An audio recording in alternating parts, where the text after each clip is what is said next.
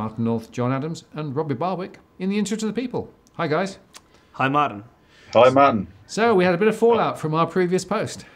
Yes. So we had in the last 24 hours, the Mandurah Coastal Times put out their weekly edition. We are featured on the front page. The sky's falling in. We'll put the graphic on the screen. Obviously, our show, The Economic Massacre of Mandurah, was front and center in the reporting in Mandurah. There was more articles about us on pages 4 and 5. And on page 5, there was an article in which the mayor, the state MP, who's an ALP politician, and the federal MP, who's a Liberal, Andrew Hastie, they all attacked our show. They said we exaggerated some of the things that we said. The state MP, said that maybe some of our statistics were not accurate. They basically said that there are problems. They didn't say there were no problems. They said there were challenges, but it was nowhere near to the severity of what we said, and it wasn't a sort of case study in which particularly people on the East Coast should be focusing on. So perhaps they were aggrieved that a couple of Easterners came out west and poked their nose in places where they think that we shouldn't. But I think this is important because we just aired the interview with Charles Smith, who's a member of the state parliament, who basically is on our side of the argument. So he basically did confirm a lot of the things we said in relation to Perth, but we'll go through some additional detail about Mandurah because just to give the audience a sense. I mean, there is one particular federal politician who watches this show on a regular basis, and going back to before the election, this federal MP approached me on a couple of occasions and said, I think it's time you stop talking about the problem and start focusing on solutions. And I kept on saying to this MP, and we still have this regular dialogue, I said, I can't talk, and this is in the government, this is the backbencher, and I said, I can't start talking about solutions until the Prime Minister and the Treasurer acknowledges there's a problem. And once you're starting to get politicians in Mandurah saying that we're just hyping things up because we want to be sensational to get YouTube views, this is the fundamental problem facing the country. The biggest debt bubble, mass denial, the politicians have completely the wrong policies in place. And yet, when you try to highlight some of these problems, you get attacked for it. And one, I don't think that's fair. And two, it's kind of like Alcohol's Anonymous. I mean, the first part of recovery is to acknowledge there's a problem. And our problem is that the politicians, except for Charles Smith at this stage, who went public, are unwilling to be forthright and openly discussing what's going on. Yeah, so I talk about the case for action. You need to demonstrate a case for action, right? Because until you've actually demonstrated there's a problem, yep, and people acknowledge there's a problem, you can't take the conversation beyond that. Yeah. And unfortunately, it seems to me that all of the weight of politics, both at a federal and a state level, are still in the, no, there's no problem here, we'll just inflate the housing bubble a bit more and everything will be absolutely fine. And the other point to make is that a lot of the comments from people who saw the original show in the area, actually, it resonated with them. And they said, actually, yeah, we've been seeing this for a long time and it's getting worse. And there was almost nobody who said, no, it's completely fine. So third point, just quickly, is, of course, they also, in their responses, they sort of grabbed the Armageddon thing and said, well, you've said there's Armageddon there now. And we never said that, right? No. What we're saying is that the signs are there and there are important indicators of stress and difficulty which will continue to get worse unless somebody changes direction. Yes. So I want to just come to that point right now. So we had Andrew Hastie. This is his quote from the piece. Quote, exaggerated videos claiming Armageddon has occurred in Mandurah is over the top. Now, so on this point, now just go back to the previous video. I didn't say that Armageddon has hit Mandurah. I said people in WA think that Armageddon has started, and I said in the previous episode that the global debt bubble and the domestic debt bubble continues to expand, and the crisis that I've been talking about for 4 years hasn't even started. So things will get much worse in Mandurah, and so that's what I said. So you've got a federal MP who knows nothing about economics, who basically misquoted me, and now is basically saying we're doing exaggerated reporting rather than actually fronting up to his own constituents and actually acknowledge that there's something really wrong in that part of the country. So, hey, Robbie, what was your reaction? Were you surprised, or was this as expected? Oh, well, I like it when you get some pushback, because it means that you've made an impression. You've hit a raw nerve, and you can see it's a raw nerve here. Further to your comment, there's a massive gulf between what the politicians are saying and what the public in Mandurah and around Perth have communicated back to us. Right, we've come along speaking to the truth that they are experiencing, and no one else has done that. And I'll give you one predicate that was conveyed to me by Barry Mason, who's our CEC man on the ground over there, who was the driver who drove John and I around Mandurah. He was on the street in Perth last week. This woman stops at the table, because we have tables out in public spreading our message. This woman stops at the table and said, "Oh, I just watched this show, Interests of the People, John Adams, Martin North, talking about Mandurah," and she was amazed by it, but in a way where she was acknowledging how on the money it was. And she felt thrilled to meet Barry when he told her that he was the driver, because she's a random person, and that show made a big impression on the locals. We've got the local business people acknowledging it on the media, etc. And that's the difference. And not just that, it's in the paper itself. Look at the headlines beside the front, this dramatic front page. Fast food break-ins, stores hit, right? The things that we were saying about the state of Mandurah are what the people are feeling, right? But we had a unique perspective on it, and there are just two parts to comment on. One is, I think what John has said is right. We were clear that this wasn't Armageddon. Now, they don't want to hear that, because that means it's going to get worse. We know it's going to get worse, right? Anything could tip it over the edge, including an international shock. And the whole of Australia goes with it. We're just saying it's the worst in Australia. It's going to get, or the leading edge of the decline in Australia. But also, more importantly, why did we see what we saw? Because we came at it from the standpoint of people from the East Coast, looking at it through the eyes of the property market of Sydney and Melbourne, and saying, my God, if Sydney and Melbourne get like that, then this could be curtains for the Australian financial system. And that's what gave us a unique perspective, where the locals were saying to us, we've become used to this, and that was an important perspective, and it's a message that should be acted on, but the politicians don't want to listen to it. Yeah, no, absolutely right, Robbie. And it's interesting also, I got feedback from other regional areas, particularly up in Queensland, where people were saying, if you think it's bad over there, you should come up and see these other suburban areas, particularly up in the mining areas in northern Queensland, where somewhat similar things are happening. And so I think further confirmation that we're not just picking on this particular postcode in Western Australia. We're saying there is a fundamental set of issues playing out around high debt and around high levels of stress and around flat incomes and rising costs. And we're just seeing it building and building and building in multiple locations. And unless the politicians do begin to actually react and change direction, then we are going to see more of the same ahead.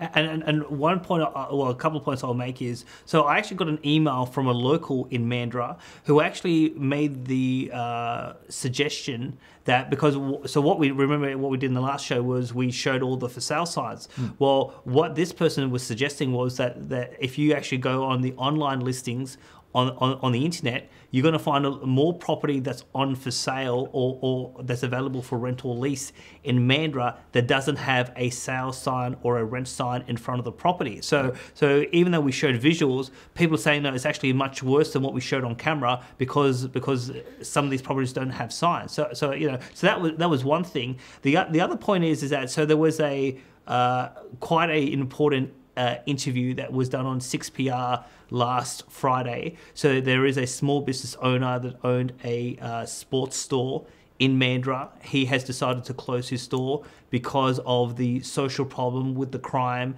His store got robbed recently. He lost $100,000, and he said he's had enough. He said a number of things in this interview, and the interview is publicly. We'll put a link to the interview, and it goes for about 12 minutes. I would recommend people see it. But he actually did quote our show. And he said we didn't exaggerate; it was pretty much on the money. There was a few quotes that he said in this interview that I thought were worth just picking up. So the store owner is Hayden Burbridge, 12th of July. A couple of key grabs from the interview was, quote, "We are the epicenter of this problem in relation to ice and meth." So again, big drug problem, and some people I think didn't like our suggestion about Mandurah being the epicenter. Well, this guy on the ground, who is seeing the drugs, seeing the drug dealers, seeing the drug users, saying, no, Mandurah is the drug epicenter. In terms of our show, he said, quote, "We see exactly as they say." So as we said, he says, I see it on the ground. So here is a non-politician, a business person who has been personally impacted by these problems, and he said our reporting was accurate. And then in terms of crime, this is the quote. Quote, "The town is literally out of control." Well, to be honest, that quote that this small business owner said in this interview is perhaps even more stronger than what we said in our show about Mandurah. And so people on the ground saying the town's out of control.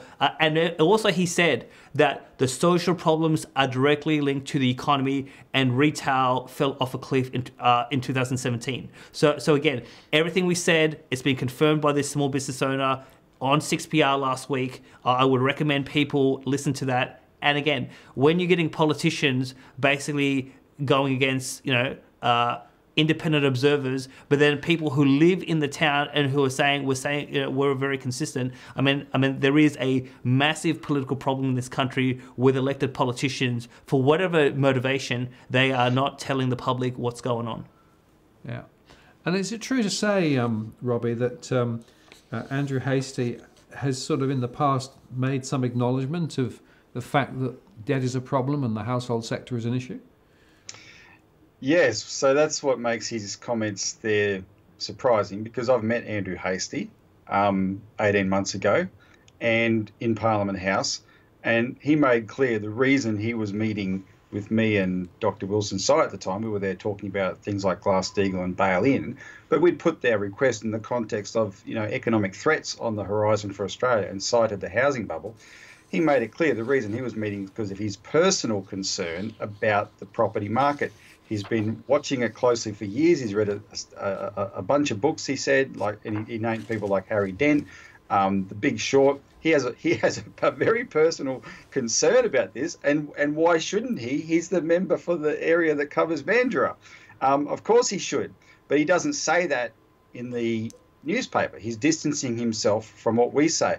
And I think, to me, the bottom line is Andrew Hastie is putting his loyalty to his party ahead of his responsibility to his constituents. Because look what his party is doing the same time.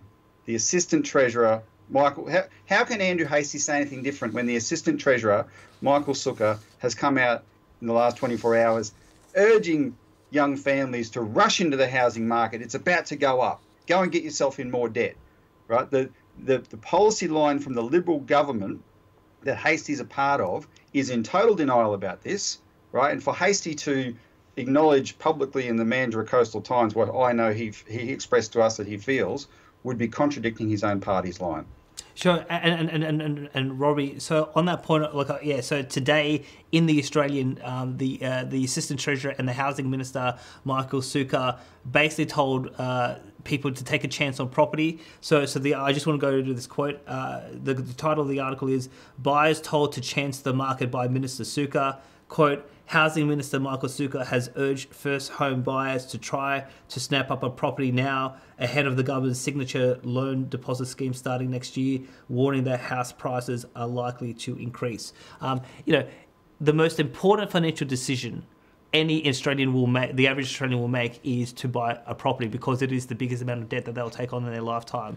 And we've got the biggest bubble in the history of the country, and you've got the housing minister saying, rather than actually taking prudent action, going to a financial advisor, making sure you can service this debt in good times and bad, he goes, take the dice, roll it, and take a chance. I mean, this is the most reckless statements from a politician, given the economic context, I've ever heard. And yet all we're hearing is this bubble mantra narrative from the ministry. Now, there are clearly people on the backbench, because I spoke to these people last night. There are people on the backbench who fundamentally disagree with the Prime Minister, fundamentally disagree with Sukkar and with Frydenberg. They watch this show. We have regular conversations. I'll be down speaking to some of these people next week, in federal Parliament. And yet, for a range of reasons, they're unwilling to say anything publicly. Although Tim Wilson, the member for Goldstein, went on the public record in Hansard last year in the House of Representatives and was the only member of the coalition to say that we're headed towards a crisis. So he was the only one. But again, when you're getting people like Hastie attack us rather than actually, because before the election, a whole bunch of Liberals and Conservatives around the country saying, well, he could be a future PM. And I'm saying to these guys, one, he doesn't really understand economics, and two, can he show leadership on the national level? And we just heard Robbie say that this guy's been studying Harry Dent, and we've interviewed Harry Martin, and Harry's saying we're headed towards a depression. And so the guy that's been studying one of the key writers saying we're having a depression, saying exaggerations about Mandurah and the risk to Mandurah are overblown. Well, I mean, there's a complete inconsistency that I see, and it's not worthy of someone who potentially aspires to become Prime Minister. Well, and just to add to that, if you look more broadly, you've got the Housing Industry Association saying housing affordability is now really improved, right? So it's really a good time. And you've got CBA, the economists at CBA, who published a report yesterday basically saying now is a wonderful time to get back into the housing market, and they're seeing a lot of interest from prospective purchasers, and it's a good time to buy, right? So everybody is trying to build up all around this same thematic, which is let's put some more debt logs on the fire to stoke this thing a bit further, because essentially they are completely out of policy. And I dare say it's coordinated. It's certainly coming across that way. I interviewed Philip Seuss, and that interview is up on YouTube now. People can watch it. Philip likened this to World War I trench warfare, where the soldiers are sent over the top to race into the machine gun nest, but this time it's households, and the bullets are the debt that they're being encouraged to take on. Is Sukkar, when these young people get trapped, because what Sukkar's spreading is fear of missing out, right? That's how they drove the bubble. People had this fear of missing out, and they're trying to revive that. And this is the most explicit that they've been. But the authorities have more subtly been doing this for more than a decade anyway, right? Assuring people it's not a bubble, etc., and everyone was encouraged in and looking the other way with this mortgage fraud. But now that in their desperation, they've never been this explicit. And he's implying that, look, the market's about to take off. Though he contradicts himself in his statement, because he said that the first home buyers deposit scheme, which is coming in January, he said it won't distort the market. Yet his whole statement is talking about the market's about to take off. He's encouraged people to get in there before that. So these are very clear messages for young families. I don't want to miss out. Let's get in there. But what happens if it doesn't work, right? The Key Start program in Western Australia, that they've been talking on the East Coast here about modelling this new scheme on, that worked only as long as the market was going up. In the last few years, when the market hasn't been going up, all it's done is trap people in negative equity, and they can't even roll over their loans, and their loans are these loans they've got are a higher interest than what they could get from a commercial bank, right? If and when that happens, if this hype doesn't work, is Michael Zucker and Josh Frydenberg and Scott Morrison going to pay their debt for them? Is the government going to come in and cover that? Or is Scott Morrison going to announce again, oh, it's caveat emptor, buyer beware. You're responsible for your own decisions, even though these are unsophisticated people being encouraged into the market, right? Shoveled into the market effectively, like being forced to storm the machine gun nests of the enemy in trench warfare. That's why, the CEC, we have a slightly different approach to John. John's knows a lot more what goes on inside the political system, is trying to get through to these guys. You've got to acknowledge there's a problem. We've been seen as a problem for a long time. We've said, look, we talk about nothing but solutions. You've got to be addressing these things from the standpoint of solutions. And one of the things that, as we've discussed, Martin, is, all these people trapped in this debt. There has to be an approach to say, look, we've got to have things like a moratorium on foreclosures while this debt is sorted out. The government's got to get in there, audit the banks, find out where all the risks are. A lot of debt has to be written down. You're going to have to reform this system in a big way, and that's our approach. John has a slightly different approach. You might have a slightly different approach, but the point is, when we're talking about this, we're not trying to say to the government, look, here's the problem with Mandurah, somehow you've got to get the prices back up again. That's not the solution. That's their solution. That's all they're thinking. No, we've got to solve this debt problem in a fundamental way. You can either have a depression and let everyone and have chaos and let everyone sort of fend for themselves and do it that way, or you can do it in a more orderly way like we hope to do, but it's got to be solved. Prices have to come down. The debt has to come down. And just to follow on from Robbie, I mean, again, I've said this multiple times, but I had a meeting last December in federal parliament with a federal MP. They said to me that the strategy is plausible deniability from the establishment. They know there's a problem. They don't want to be blamed. They don't want to lose their careers and their jobs. And they're just trying to kick the can down the road, hope something overseas blows up like Deutsche Bank. So here's the thing. If Deutsche Bank blew up tonight, Scott Morrison's going to say, well, I don't control that bank. I don't control Germany. Not my problem. The economy was great. Low inflation, low unemployment. Fundamentals were strong. It was something we couldn't control, we couldn't foresee. Well, that's what they're hoping for, because they're trying to escape the crisis, the domestic crisis that these policies have created. And all we're seeing from this government is policies that are going to exacerbate the risk, exacerbate the debt, trap more Australians into this vortex. And they're going to create more victims. And the on the issue of political justice, my biggest fear is no one's going to be held accountable, from officials to politicians. They're all going to walk away in the night and they're going to say it wasn't us.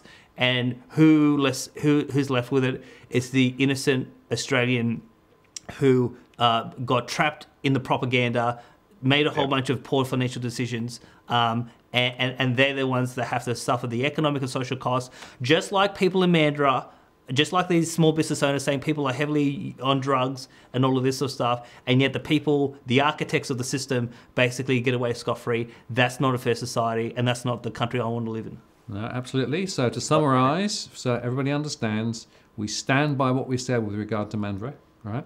And the implications need to be absorbed, and people need to understand that this is a very important leading indicator of trouble ahead. There is still time to do stuff, and Robbie, your suggestion is, I think, a good one in terms of dealing with the debt. But if the political class continue to deny anything is wrong, there's no chance of actually beginning to address the fundamental issues that need to be addressed.